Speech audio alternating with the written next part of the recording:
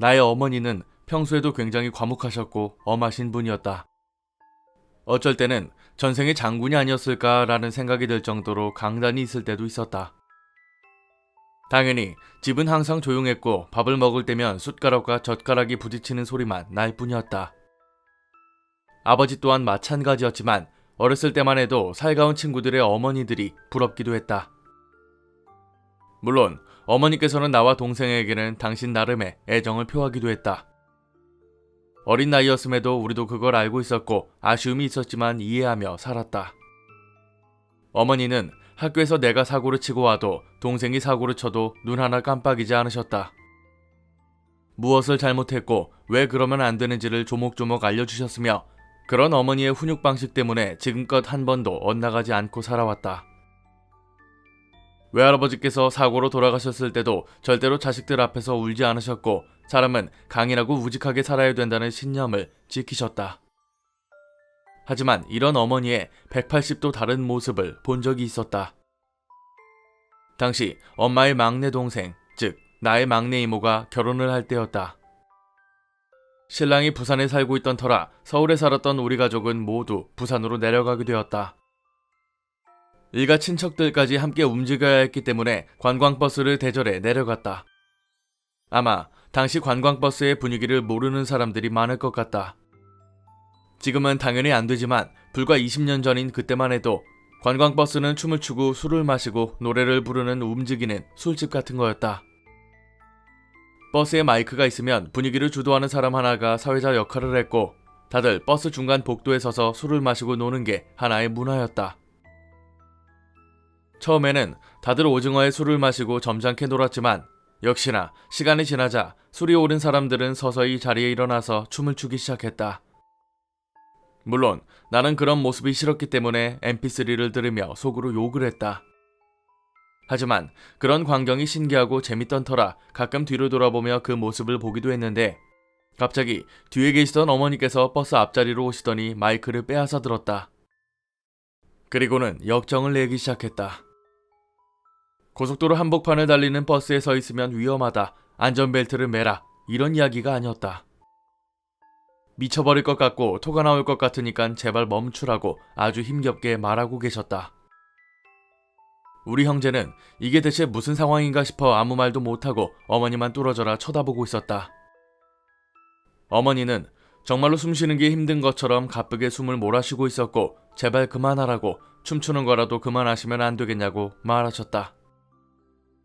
일동 어머니를 쳐다보며 뭔가 문제가 있다는 걸 인지한 건지 아버지는 기사님에게 빨리 어디든 세워달라고 부탁을 하면서 어머니를 챙겼다.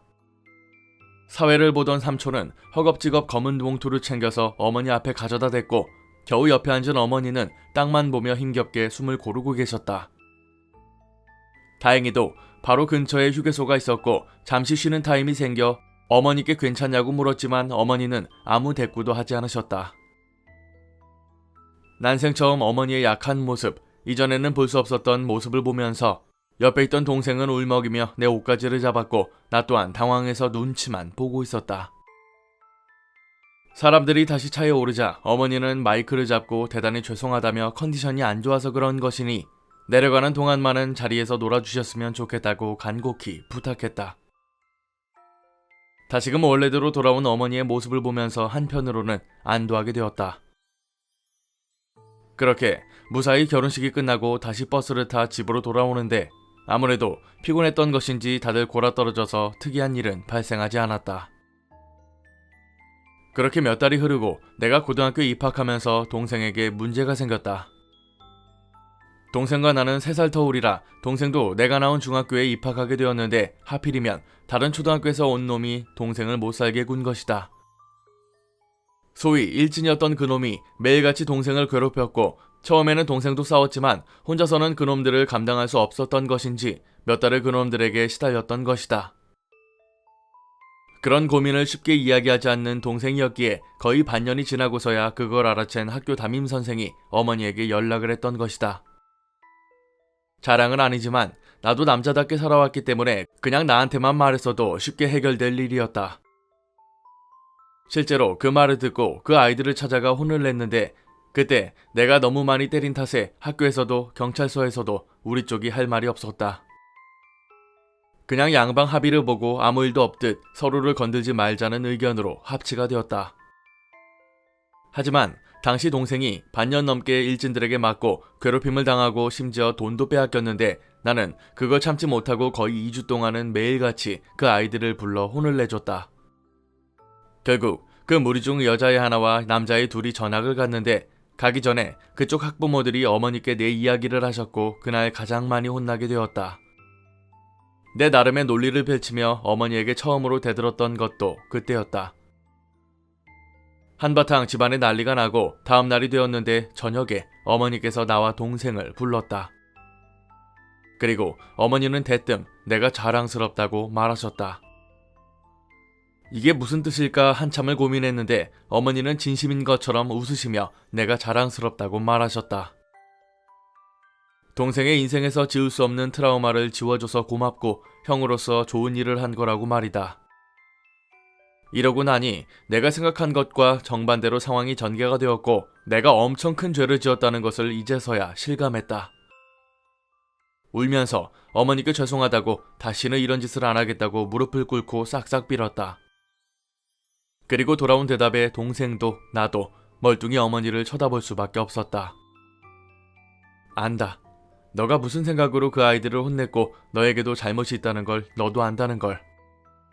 하지만 지금 엄마가 말하는 건 정말로 너가 동생에게 큰 일을 해준 걸 고마워하는 거야.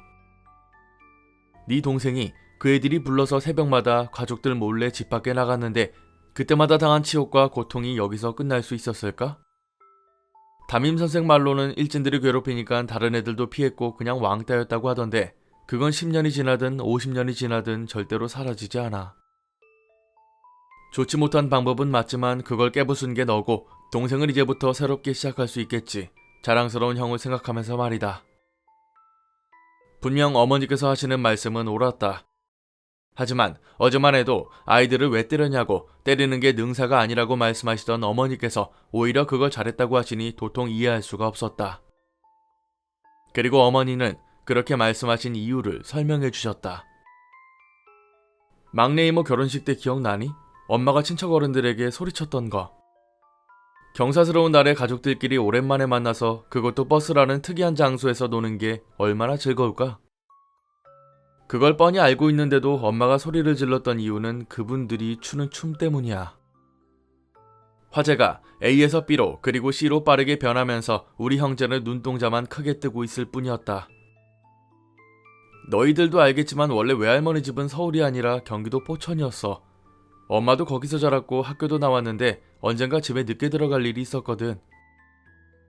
그때만 해도 과외를 하는 게 불법이었는데 다른 집 자식들처럼 키우고 싶으시다고 어려운 형편에 잘 사는 집 친구한테 붙어서 과외를 받고 돌아오는 길이었거든. 근데 집 앞에 있던 쌀가게를 지나고 있는데 쌀가게 집 아저씨가 나오시는 거야.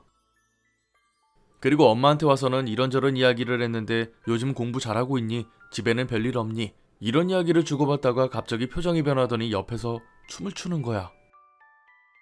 춤을 춰본 적이 없어서 방법을 모르니 손과 발이 따로 놀면서 추는 그런 막춤 같은 거 말이야. 얼굴도 이리저리 움직이고 팔다리를 양옆으로 흔들면서 춤을 추는데 방금 전만 해도 평소처럼 온화한 모습이었는데 그런 모습을 보니까 너무 놀라더라. 발걸음을 옮기면서 왜 이러시는 거냐고 했는데 아랑곳하지 않고 계속 춤을 추시는 거야. 나중에는 그게 너무 기괴하고 무서워서 집까지 뛰어들어갔는데 한참을 고민하다가 외할머니 할아버지에게 말씀을 드렸거든. 아저씨 이상하다고. 그랬더니 오늘 새벽에 돌아가셨다고 말하시더라. 내가 방금 전에 봤다고 춤 동작 같은 걸 했는데 지금 창문 열면 보인다고까지 말했거든. 너희들도 알겠지만 할머니 할아버지께서 그런 말을 듣고 가만히 계셨겠니? 창문을 열었지만 당연히 없었고 그런 건 함부로 말하는 게 아니라고 엄청나게 혼났어. 문제는 학교에 가려면 그 집을 꼭 지나가야 되는데 그 앞에만 가면 사람처럼 현관문을 열고 그 아저씨가 나와서 똑같은 이야기를 하면서 춤을 췄어. 아침이든 밤이든 항상 그 앞에만 지나가면 그랬고 마치 자기를 봐달라는 식으로 춤을 추는 거야. 볼 때마다 적응도 안 되고 오히려 점점 무서워져서 나중에는 너희 이모들을 데리고 그 앞을 지나갔어. 이모들이랑 그 앞을 지나가면서 현관을 보면 그 밑으로 신발이 보였는데 나오진 않았고 결국 지나가다가 쌀가게집 아줌마를 만나면서 정말 힘겹게 그 이야기를 했는데 되려 나더러 미친년이라고 소리를 질러대는 통에 한바탕 동네가 난리가 난 적도 있었지. 이상하게 들리겠지만 엄마한테는 그게 결코 잊을 수 없는 트라우마로 남아있는데 그날 어른들이 춤추는 걸 보고는 그때 생각이 너무나도 선명하게 나더라. 우리 형제는 아무 말 없이 입만 벌리고 어머니만 보고 있었다. 죽은 사람이 엄마 앞에 나타나서 춤을 췄고 누구한테 말도 못하고 3년을 그 앞을 지나다녔다는 게 어머니의 말씀이었다. 그때마다 혼자 있을 때면 한 번도 거르지 않고 그 아저씨가 나왔다는 거였다. 왜 할머니 할아버지에게 진지하게 말씀드리지 않았느냐, 차라리 멀더라도 논밭을 넘어서라도 가면 되는 거 아니었냐는 질문 세례가 쏟아졌다. 그리고 어머니께서는 말씀하셨다. 네 동생이 그렇게 힘든 상황에서 왜 부모나 형한테 말을 안 했겠니? 나만 가만히 있으면 아무런 문제가 없다고 생각해서였을 거야. 엄마도 마찬가지였고. 그제서야 어머니께서 나한테 하신 말씀이 무슨 뜻인지 알 수 있었다. 그리고 다시금 그런 답답한 상황에 화가 치밀어 올랐지만 어찌할 수 있는 것도 할 말도 없었다. 지금은 수십 년이 지난 시점이지만 여전히 어머니는 강직하시고 올곧게 살고 계신다. 나도 아이를 낳아 키우고 있지만 아직 말을 하지 못해서 알려주지 못하고 있다. 만약 혼자서 감당할 수 없는 일이 있다면 무조건 부모나 형제에게 알리라는 것을 말이다.